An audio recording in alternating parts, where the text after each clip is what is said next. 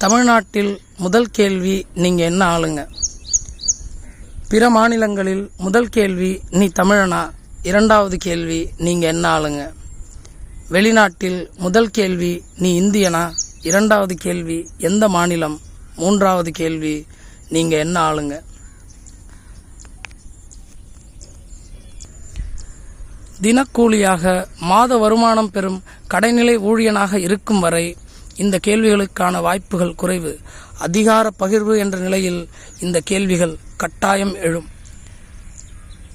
இந்தியர்கள் உலகம் முழுக்க புலம்பெயர்ந்தால் சாதி என்பது உலக மக்களின் பிரச்சனையாக மாறும் என்று பாபா சாஹேப் எழுதுகிறார். மொழி வழி மாநிலங்களாக பிரிக்கப்பட்ட பிறகும் பிற மாநிலங்களிலும்